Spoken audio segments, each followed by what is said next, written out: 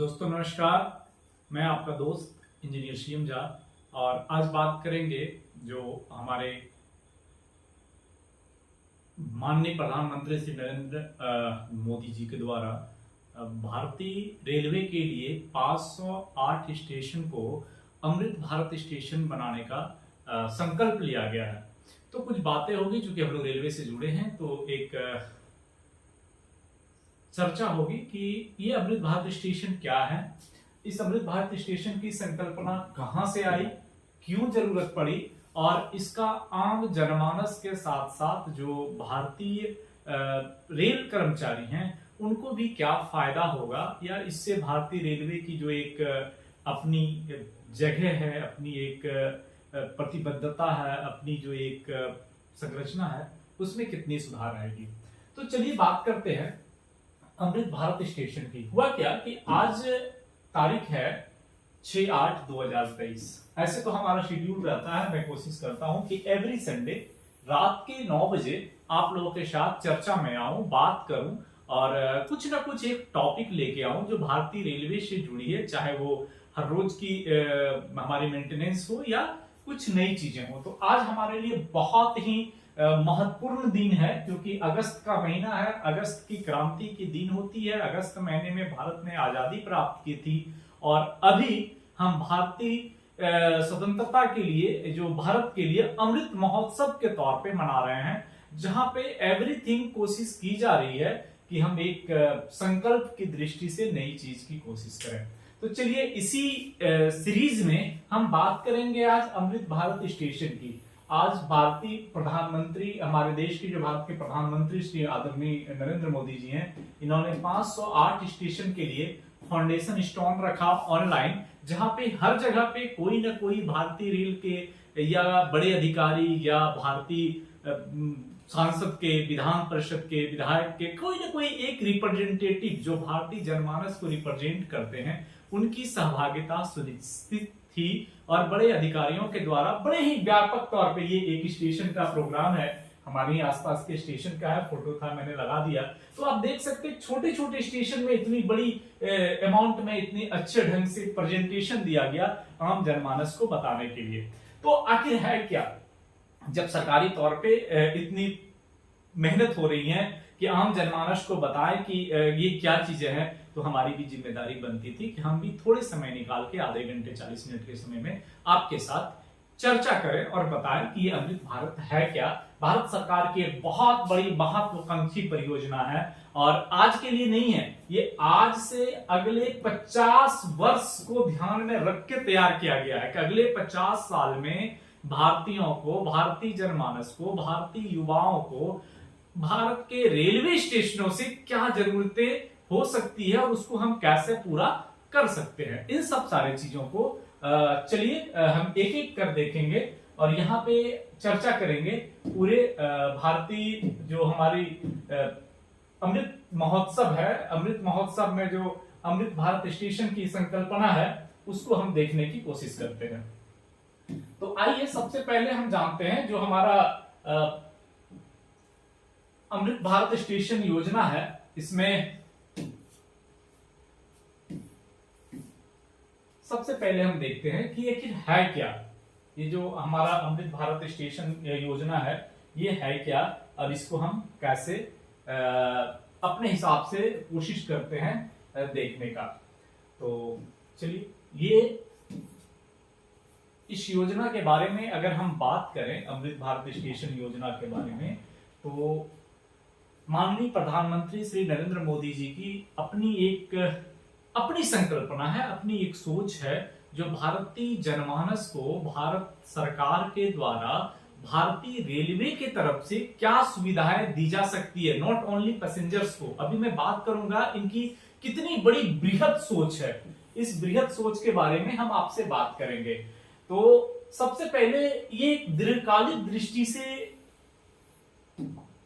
सोच ली गई है, यानी ये दीर्घकालिक दृष्टि ऑलमोस्ट 50 इयर्स के लिए है। अभी 2023 चल रहा है, 2073 तक क्या जरूरतें भारतीय जनमानस को पड़ सकती है, भारतीय जनमानस को 2073 तक में भारत के रेलवे स्टेशनों से होता क्या है कि हम आप तो अपने अपने स्टेशन तक घूमते हैं, ये जो हमारे मंत्रालय के लोग हैं, बड़े अधिकारी हैं, ये विदेशों में जाते हैं, जर्मनी में, फ्रांस में, दुबई में, जापान में, और वहां देखते हैं कि उनकी जो रेलवे स्टेशन है वो सिर्फ ट्रेनों का ठहराव या ट्रेनों के परिचालन के लिए नहीं है, वो एक तरह से मल्टी मॉडल हब है, यानी वो बहुउद्देशीय परियोजना है, बहुत सारी चीजों के लिए वर्क होती है।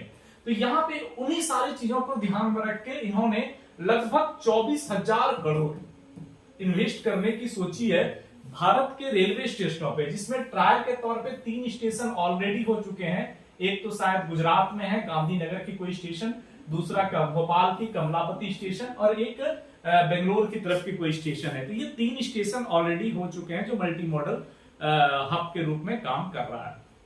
अभी हम बात करते हैं अमृत भारत स्टेशन पे। तो अमृत भारत स्टेशन योजना दीर्घकालिक दृष्टि से निरंतर आधार पर स्टेशनों की विकास की परिकल्पना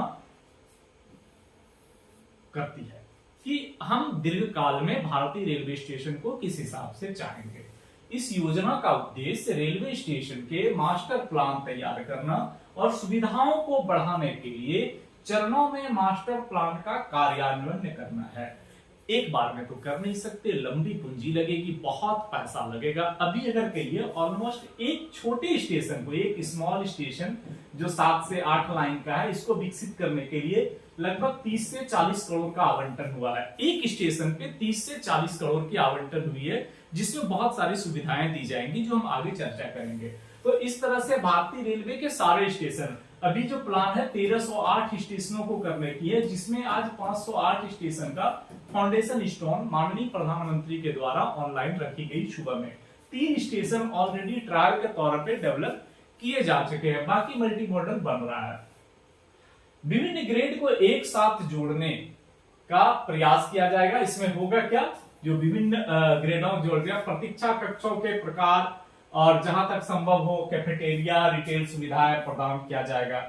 उसमें क्या क्या चीजें होंगी कि जो डिफरेंट ग्रेड हैं उनको एक साथ जोड़ा जाएगा। स्टेशन पे ही अगर संभव हो तो कैफेटेरिया और छोटी मोटी रिटेल दुकान की सुविधाएं, जिसमें वोकल फॉर लोकल पे सबसे अधिक चर्चा है कि लोकल जो भी चीजें मिलेंगी उनको वहां पे सुविधाएं दिए जाएं। सभी श्रेणी के स्टेशन पर उच्च स्तरीय प्लेटफॉर्म, होता क्या है कि प्लेटफॉर्म 2 लेवल के होते हैं, एक लो लेवल और एक हाई लेवल।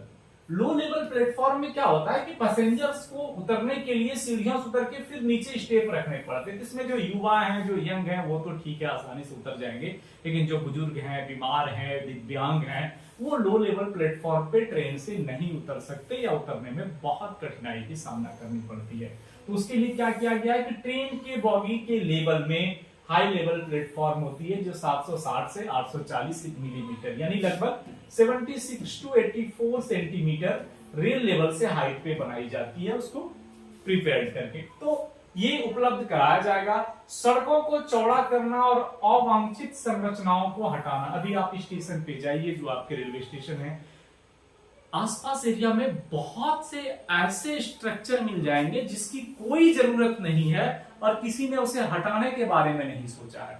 ये सबसे बड़ी मुश्किल है कि किसी ने उसे हटाने के बारे में भी नहीं सोचा और वो अवांछित है, उसकी यूज भी नहीं है। ये क्या करता है कि आपके इसे पुराने घर में गैदरिंग के लिए लंबे चौड़े जगह बन गए, वो कहानी बन जाती है। तो इन सबको किया जाएगा। उचित रूप से डिजाइन किए गए साइनेज समर्पित यात्री पैदल पर, और जहां पे बहुत अच्छी आप देखेंगे एयरपोर्ट पे या जहां पे जगह कम है, वहां पे पार्किंग के लिए एक बड़े ही छोटे से जगह में सुनियोजित ढंग से, एक अच्छे ढंग से पूरी पार्किंग की अरेंजमेंट की जाती है। तो यहाँ पर भी पार्किंग का अरेंजमेंट किया जाएगा। उसके साथ साथ में बेहतर प्रकाश के लिए, सुगम पहुंच सुनिश्चित करने के लिए स्टेशन पहुंच मार्गों में सुधार किया जाएगा। आपके स्टेशन एरिया में बढ़िया लाइटिंग हो, एलईडी लाइटिंग हो, इससे बड़े शहरों में, मॉडल शहरों में देखा जाता है, वो मिला जाएगा।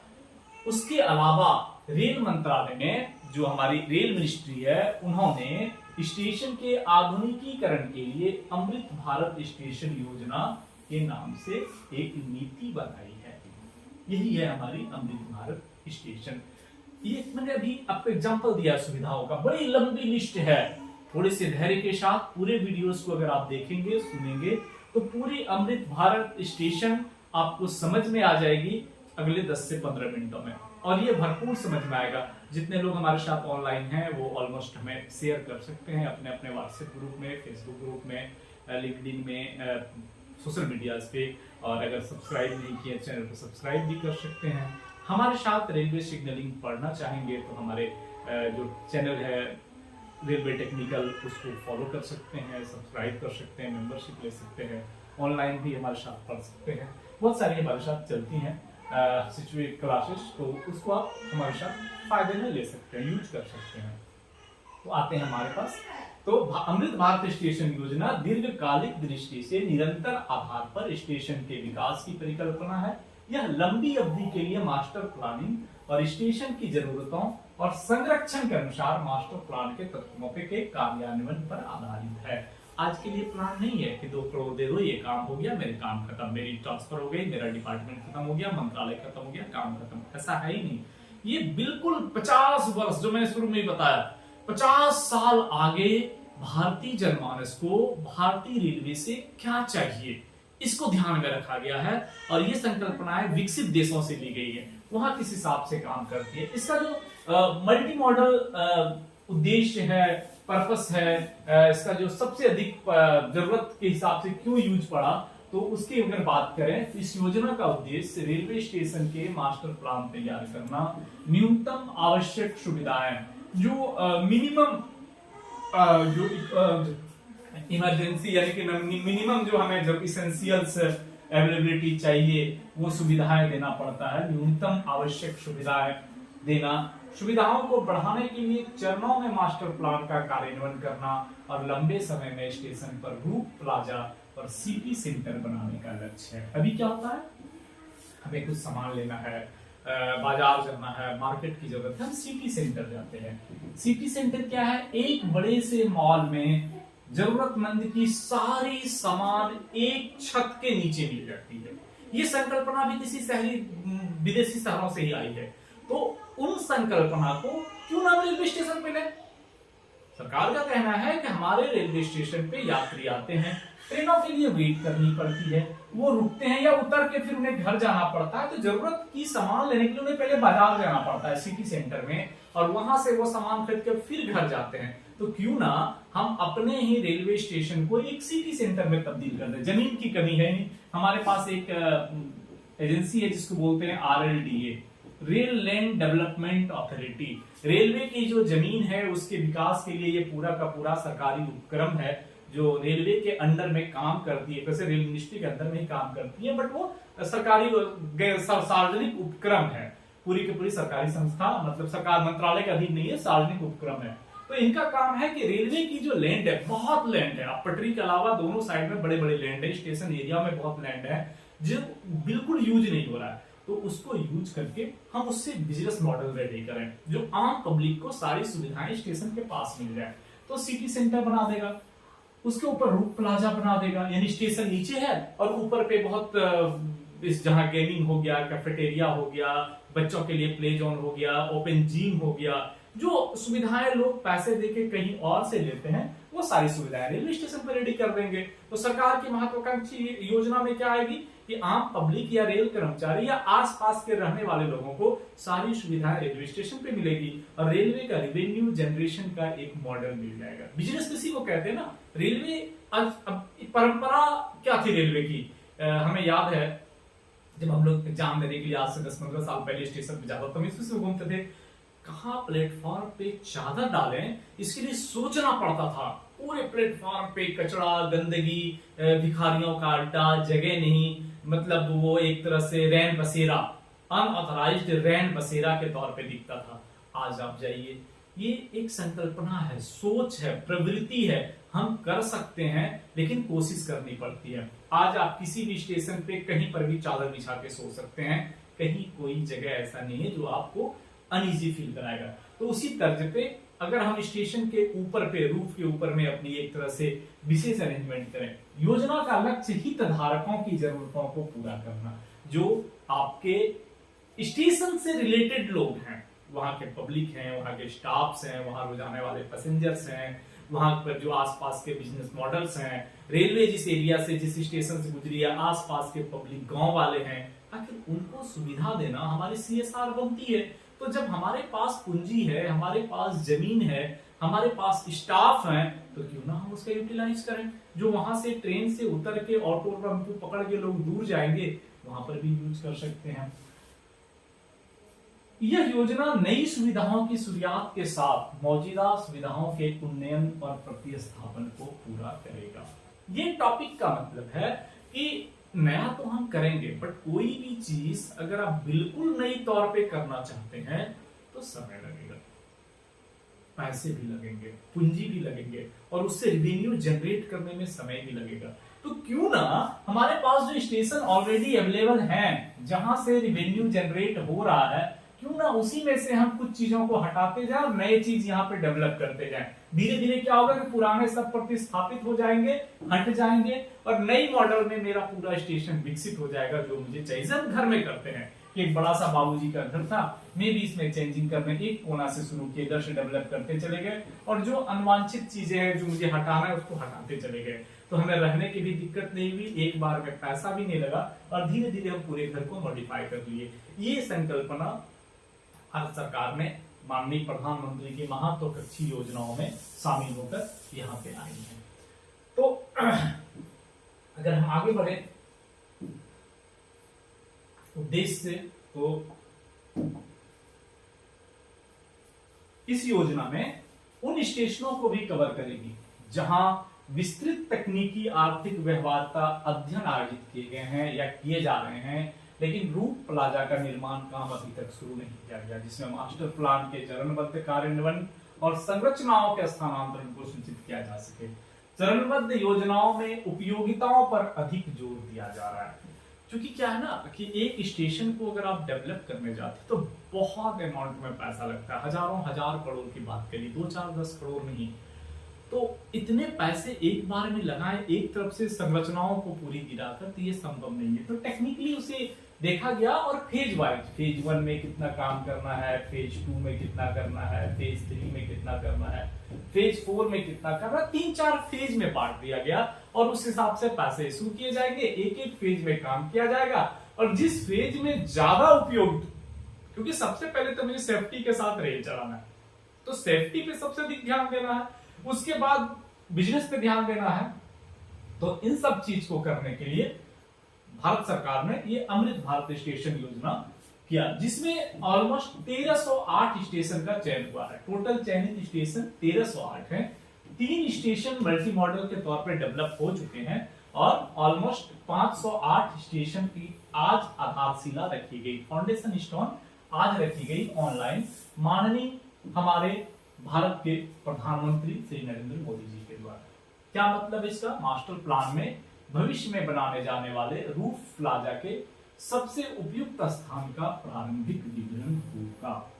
जो मास्टर प्लान बनेगा उसमें क्या चीजें होंगी, मैं एक चीज पहले दिखा दूं फिर आगे बढ़ता हूं कि मास्टर प्लान जब आपका बनेगा, वो मास्टर प्लान में छोटा सा दिखाने का आपको कोशिश करता हूं। नॉर्मली मास्टर प्लान ऐसा होगा, ये एक तरह से एक सिंपल सा छोटा स्टेशन का मास्टर प्लान मैं आपको यहाँ पे दिखाता हूँ।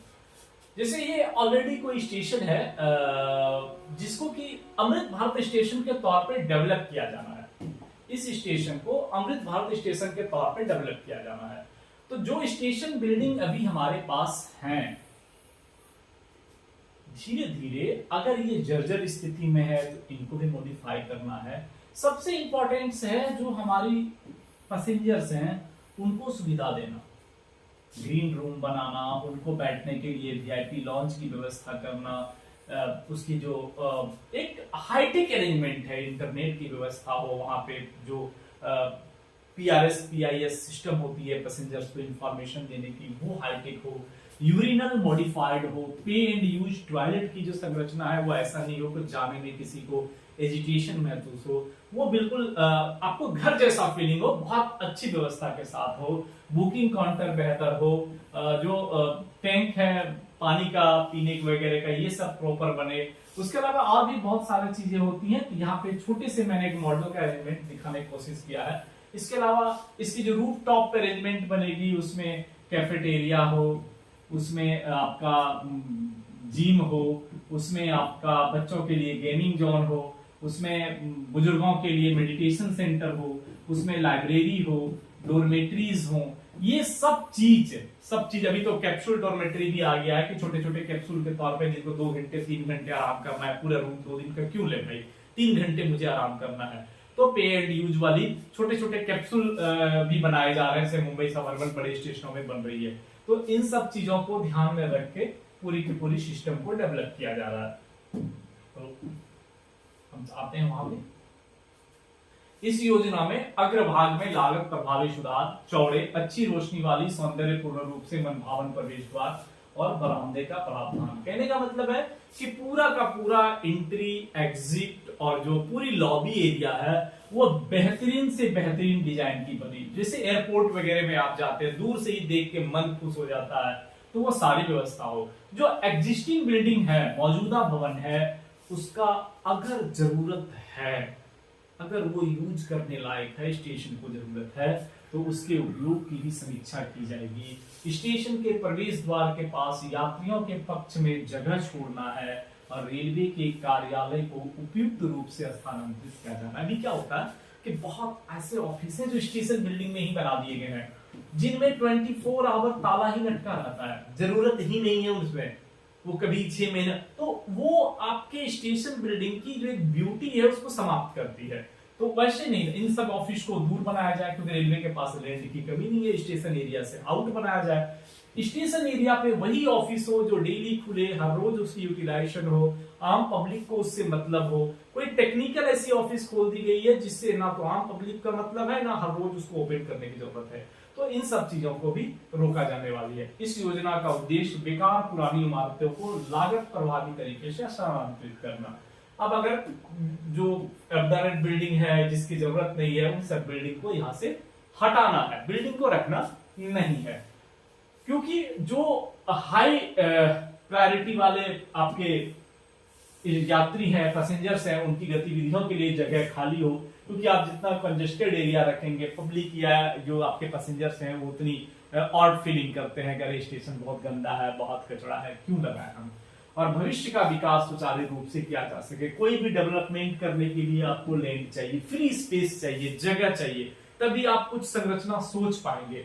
तो जो रद्दी बिल्डिंग है, जो बिना यूज के, उन्हें हटाना जरूरी है। आमतौर पर पुरानी संरचनाओं के स्थानांतरण या परिसंचरण में सुधार के लिए, संरचनाओं के स्थानांतरण या वेटिंग हॉल के आकार में सुधार के लिए, संरचनाओं के प्रावधान के अलावा अन्य नई इमारतों के निर्माण से बचा जाना चाहिए। नया बिल्डिंग आप बनाएंगे, पैसा अधिक लगेगा, जगह अधिक चाहिए, और फिर वो 2, 3, 4 साल की दूरदर्शी एक लंबी परियोजना। तो कहा जा रहा है कि जो पुराने बिल्डिंग हैं, वेटिंग हॉल्स वगैरह हैं, उनको मॉडिफाई करिए, उनको अच्छा बनाइए, उसकी संरचना में सुधार करिए और बेहतर सुविधा देने की कोशिश करिए। जहां तक संभव हो विभिन्न ग्रेड के वेटिंग हॉल को क्लब करने और अच्छे कैफेटेरिया, रिटेल सुविधाएं प्राप्त करने प्रयास करें। अभी क्या है, आप जाएंगे, ये 2nd class waiting hall, 1st class waiting hall, AC 1st class waiting hall, VIP lodge, 25 type के वेटिंग हॉल ही स्टेशन में मिलेंगे, जिसमें आधे में ताला लटके हुए हैं।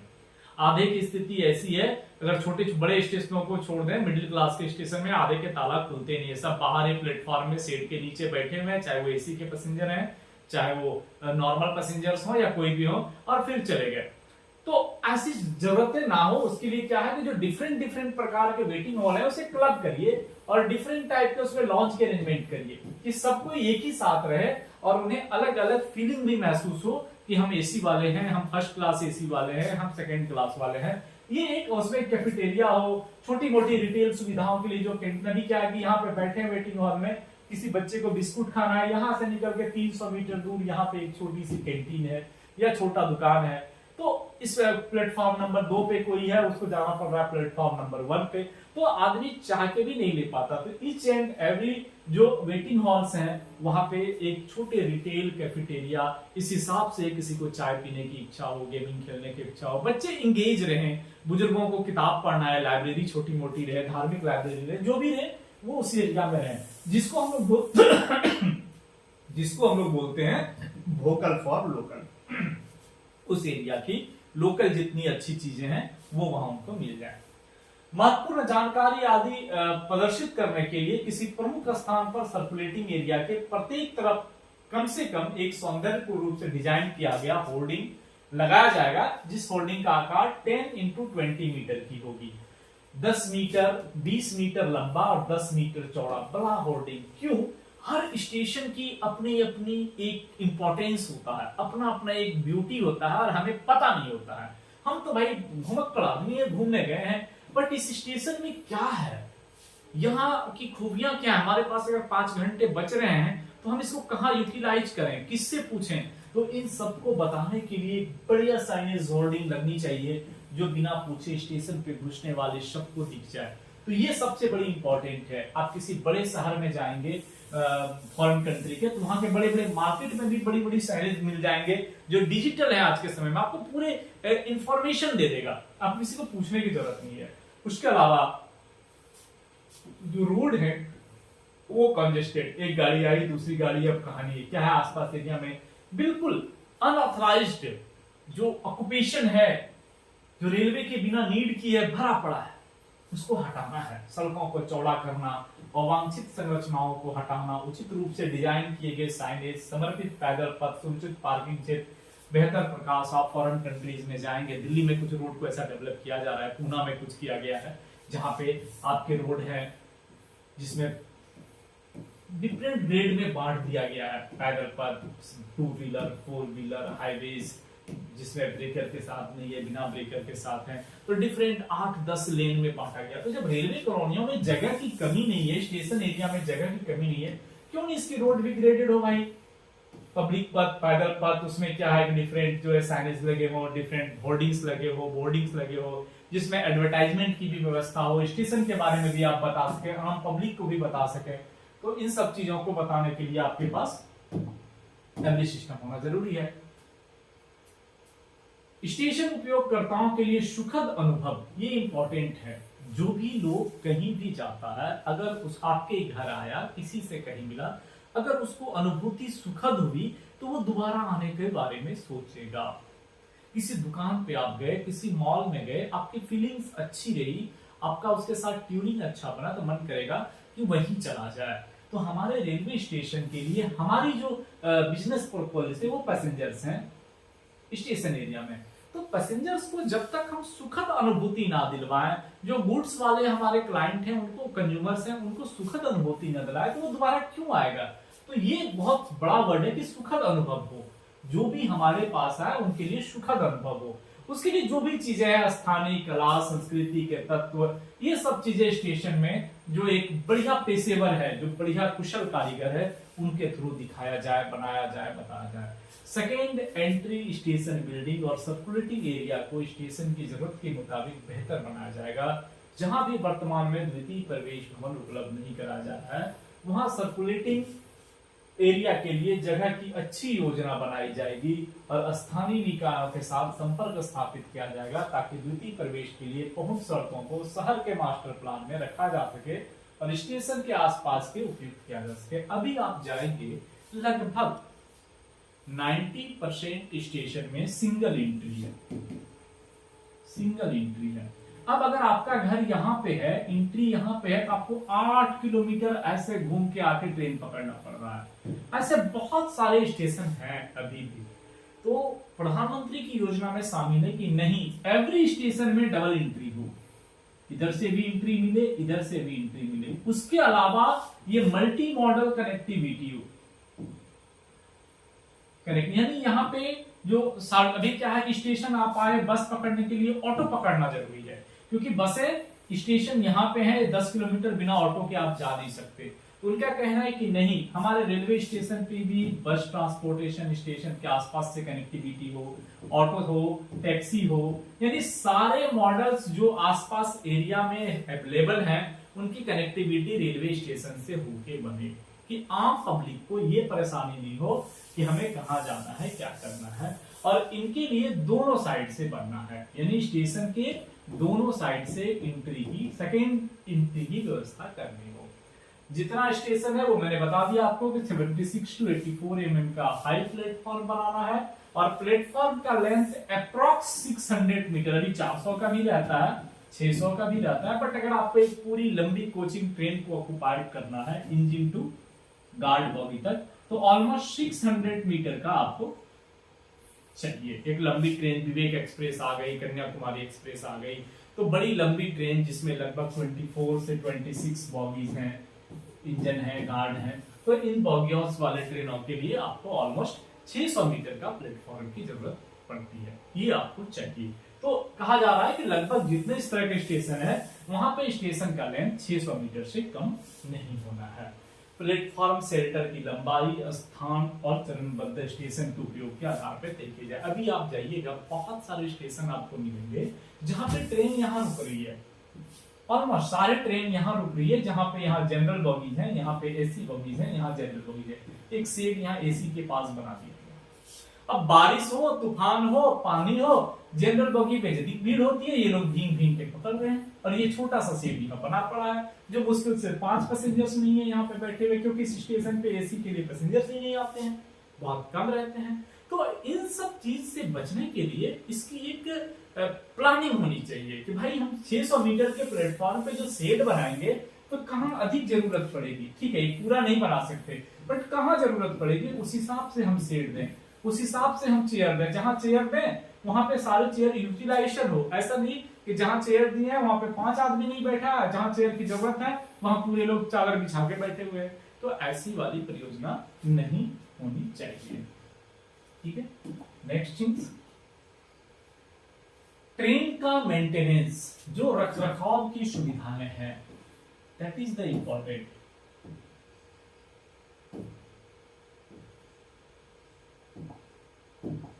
ट्रेन की रखरखाव की सुविधाओं के साथ प्लेटफॉर्म लाइन और लाइनों पर गिट्टी रहित ट्रैक उपलब्ध कराए जाए। ये नॉर्मली आम पब्लिक की जानकारी के लिए नहीं है, ये टेक्निकल जानकारी जिसे हम लोगों के लिए इंपॉर्टेंट हो जाती है। थोड़ा सा मैं आप लोगों को बता दूं, होता क्या है कि जो प्लेटफॉर्म एरिया है, ये प्लेटफॉर्म एरिया है, यहाँ पे जो पटरियां लगी हैं, पटरियों के नीचे में प्रेशर को मैनेज करने के लिए बैलास्ट लगे रहते हैं। अब बैलास्ट को आप तो प्रॉपर वे में क्लीन नहीं कर सकते हैं। प्लेटफॉर्म एरिया पैसेंजर्स के लिए कंजेस्टेड एरिया है, बहुत भीड़ वाली जगह है, कचरे भी उतने हिसाब से आते हैं, तो ये एरिया बहुत गंदा होता जाता है। फिर इसकी क्लीनिंग बहुत इंपॉर्टेंट होती है, और स्टेशन में ऑलमोस्ट जो एक तरह से सैनिटेशन की बहुत अधिक जरूरत पड़ती है, कर नहीं पाते हैं। प्रधानमंत्री का कहना है कि नहीं, आप कम से कम प्लेटफॉर्म एरिया को, ऐसे नॉर्मली बड़े स्टेशनों में जाएंगे, हाई स्पीड की ट्रेन पे जाएंगे तो वहां पे ब्लास्ट की अब नहीं है, वो पूरा कंक्रीट है, हाई लेवल की कंक्रीट है, तो कम से कम प्लेटफॉर्म एरिया को आप ब्लास्ट से मुक्त कर दीजिए, जिससे क्लीनिंग और वो समस्या ना हो। इसके लिए क्या है कि गिट्टी रहित ट्रैक उपलब्ध कराए जाएंगे। थोड़ा पैसे अधिक लगते हैं, मेंटेनेंस आसान हो जाता है, बहुत सारे टेक्निकल जो उसकी इंपॉर्टेंस बढ़ जाती है, रेल की लाइफ बढ़ जाती है, क्योंकि रेल तो लोहा है, जितने पानी रहेंगे इस एरिया में तो वो रस्टेड उतना अधिक होगा, बट वो कोरोजन फ्री लगभग बनाई जाती है, बट इतना इंपॉर्टेंट है कि उसको करना पड़ता है। तो इसके लिए क्या है कि आपको रेलवे लाइन पे ट्रैक जो उपलब्ध कराया जाएगा वो ट्रैक कंक्रीटिंग वाली होगी। प्लेटफॉर्म क्षेत्र की जल निकासी वेरी इंपॉर्टेंट है, अगर वाटर लॉगिंग की सब प्रॉब्लम आएगी तो आपके स्टेशन की जो पूरी की पूरी ब्यूटी है समाप्त हो जाएगी।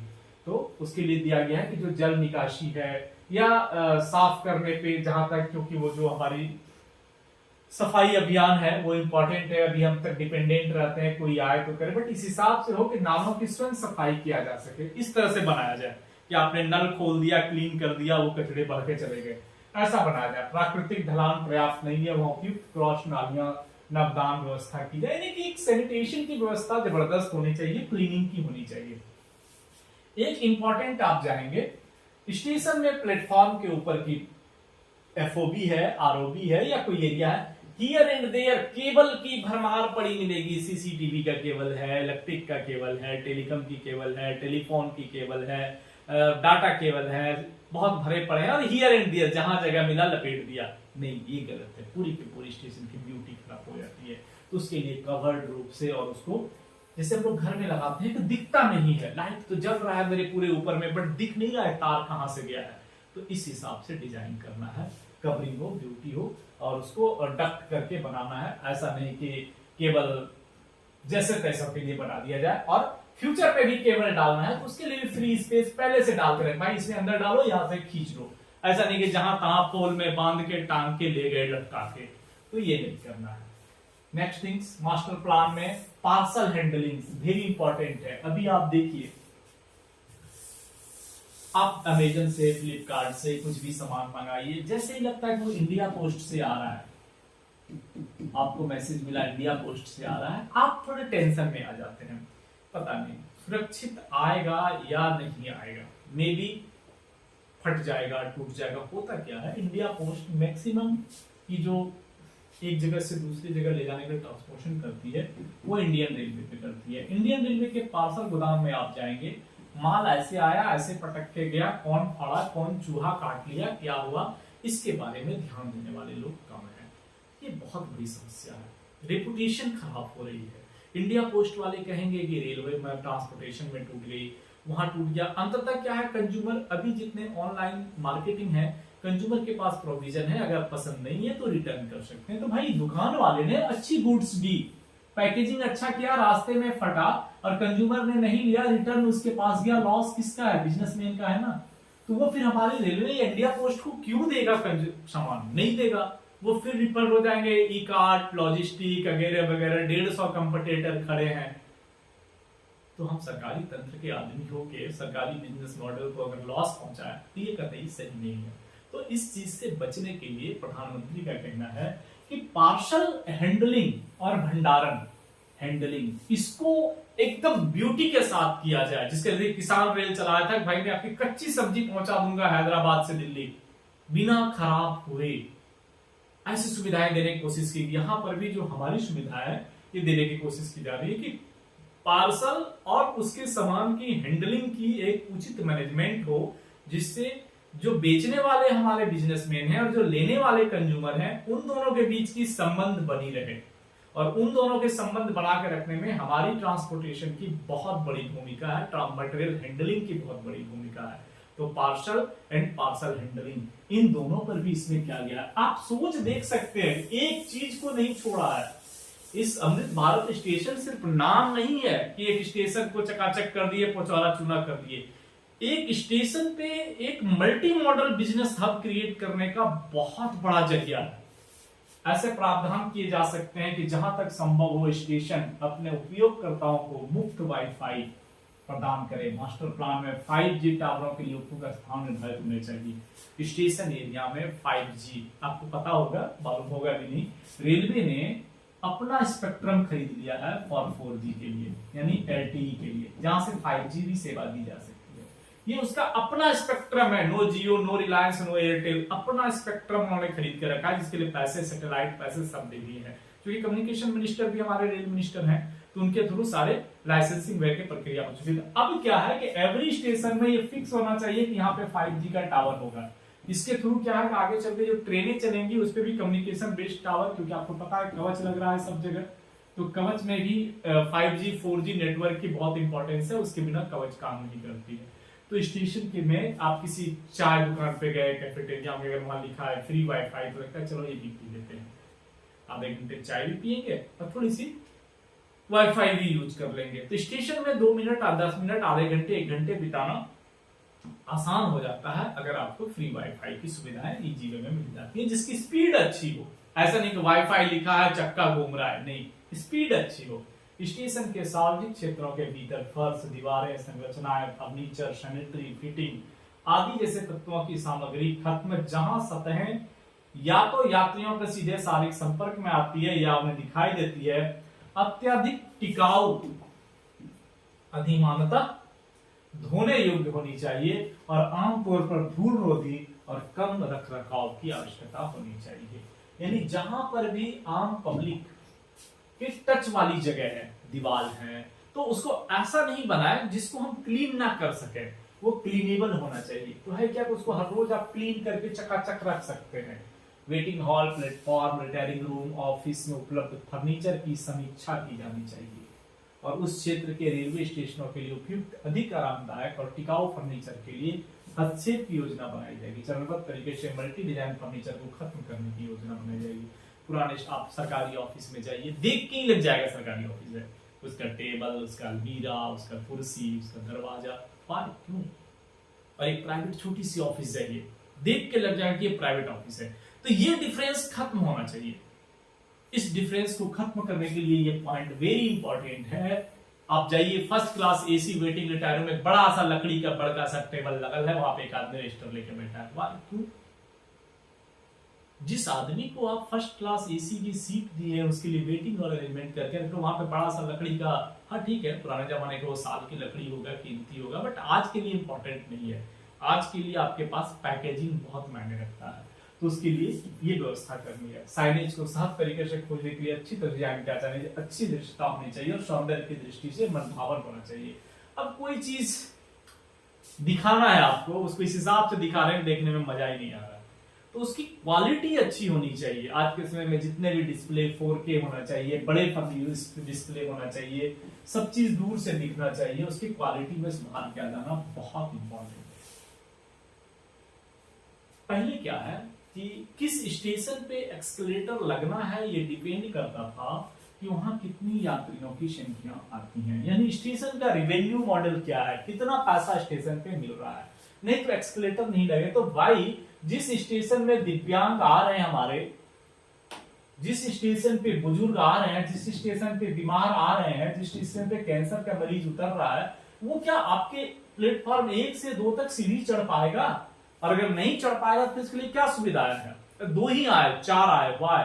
तो एवरी जो स्टेशन हैं, जो हमारे अमृत भारत स्टेशन है, वहां पे एक्सकलेटर की सुविधा मस्ट होनी है।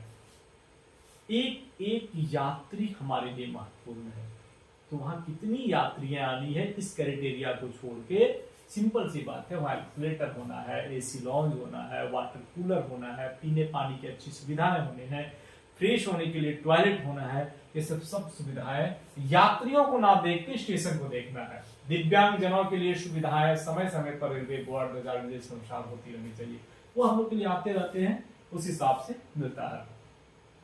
और स्टेशन के उचित स्थान पर औपचारिक झंडे उपलब्ध कराए जा सकते हैं, जहां जिसकी जरूरत है उस हिसाब से स्टेशन एरिया में झंडे वगैरह भी उपलब्ध कराए जा सकते हैं। स्टेशन से गुजरने वाले ट्रेनों के यात्रियों के लिए अच्छी दृश्यता वाले कम से कम 2 स्टेशन का नाम बोर्ड एलईडी आधारित होनी चाहिए।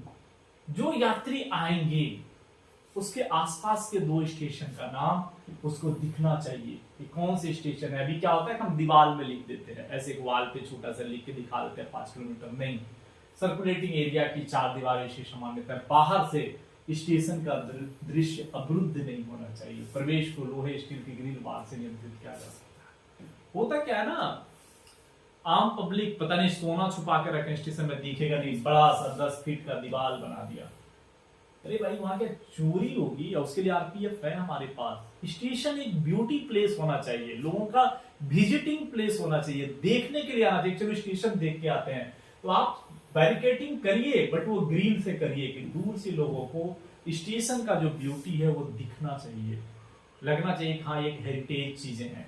तो उसके लिए कहा गया है कि सर्कुलेटिंग एरिया की 4 दीवारी से संबंधित बाहर से स्टेशन का दृश्य अवरुद्ध नहीं होना चाहिए, बाहर से पूरी स्टेशन दिखनी चाहिए।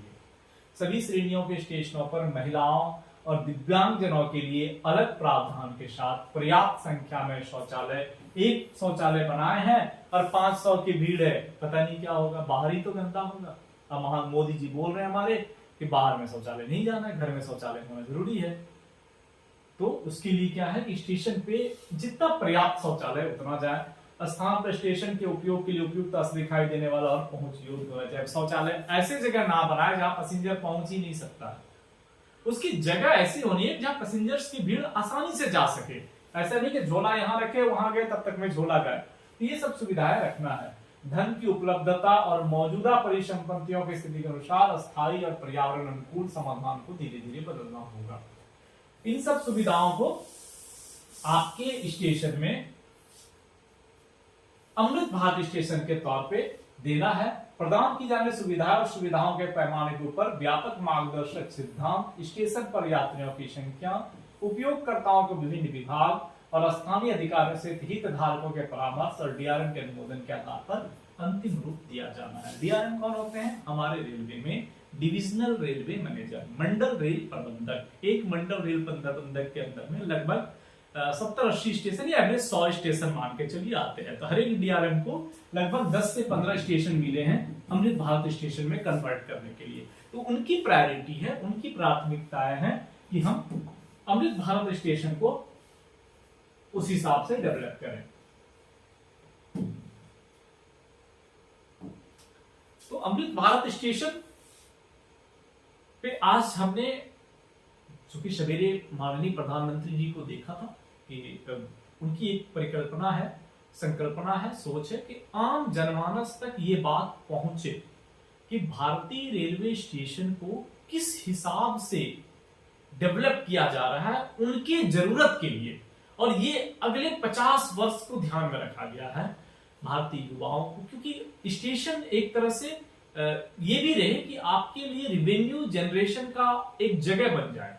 आपको लगे कि हम स्टेशन एरिया में अगर हैं तो हमारे लिए कुछ स्पेशल है और किसी को हम दिखा सकते हैं, वो एक ब्यूटी बन जाए, एक हेरिटेज बन जाए। तो इन सब चीजों को देखते हुए जो हमारी अमृत भारत स्टेशन परियोजना है, अमृत भारत स्टेशन परियोजना के तहत में हमने आप लोगों के लिए छोटी सी कोशिश की। और कोशिश ये किया कि भारत सरकार की जो परियोजना है, हमारी तरफ से जो हमारे 4-5 लाख सब्सक्राइबर हैं, लगभग आप लोगों का प्रेम है, छोटी छोटी वीडियोज बहुत तो बना नहीं पाता हूँ, समय दे नहीं पाता हूँ, फिर भी लगभग 5 लाख के आसपास आप सब्सक्राइबर हमारे यहाँ हो गए हैं।